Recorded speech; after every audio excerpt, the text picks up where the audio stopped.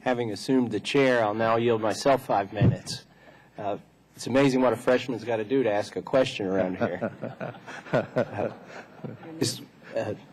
My name is Thomas Massie, but Mr. Boardman, my question is for you. The Northeast Corridor, according to the information that I have, is the only profitable route right now for Amtrak. And I'd just like to ask you, what could you do on the other routes? How can you capitalize on that model of success there, if there is one, and in order to improve the profitability of the other routes? And could you also just talk a little bit about ridership and general trends there and what some of the weaker routes are? Thank you. Sure. Chairman Massie. Did I pronounce that right? Massie. The first thing I think that that I'd like to engage you on is that it depends on, and other people would engage me on this if I said the Northeast Corridor was profitable. And it is covering its costs above the rail and then beyond that, between $200 to $300 million above the rail cost, our operating cost.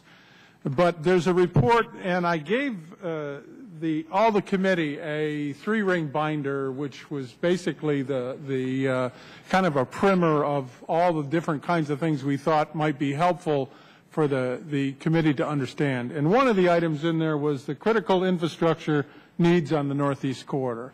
And I thought this is just recently published, and it's one of the best documents that provides an understanding of the projects that need to get done along the Northeast Corridor and what the magnitude of cost is and where we are in the process of doing that.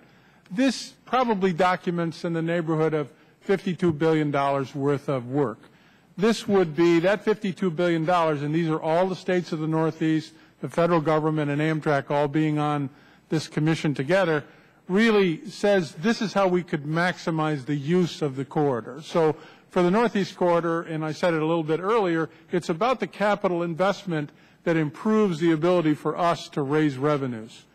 When you begin to look at the rest of the system, there are some specific ones that are close to covering their operating costs. For example, the auto train. And then what's next up the list, and one of the slides that I had on there, you bring up, if you would, the slide on the most costly services, the second to the last one, if you can, Rip.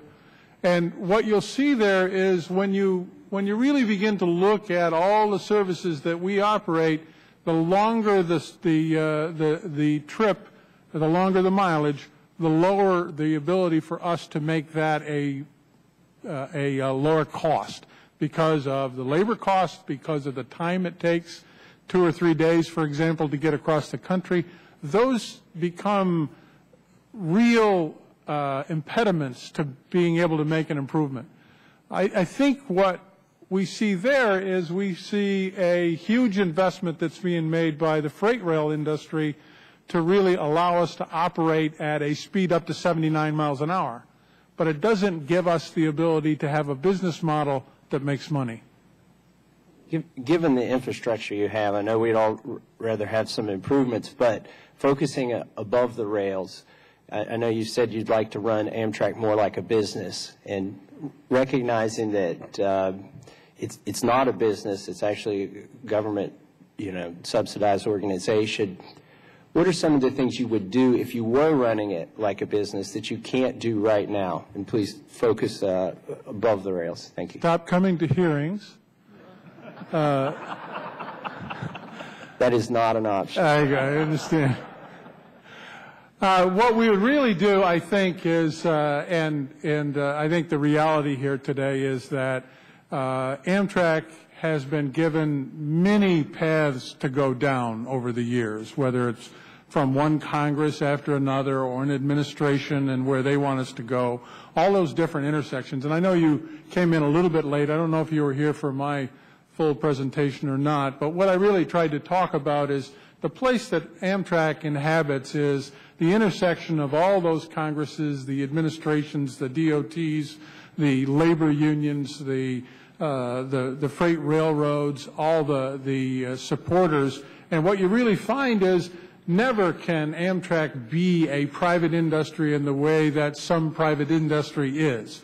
Although I don't think Mr. Hamburger really has the opportunity to be that way today either. But what we really have is an inability for us to grow anything because of a starvation of capital. For example, on any of our routes that you see out there, we can't replace equipment because there's not sufficient income to replace that equipment. Thank you. My time has expired. Yes. What was the name of that document that Mr. Boardman referred to?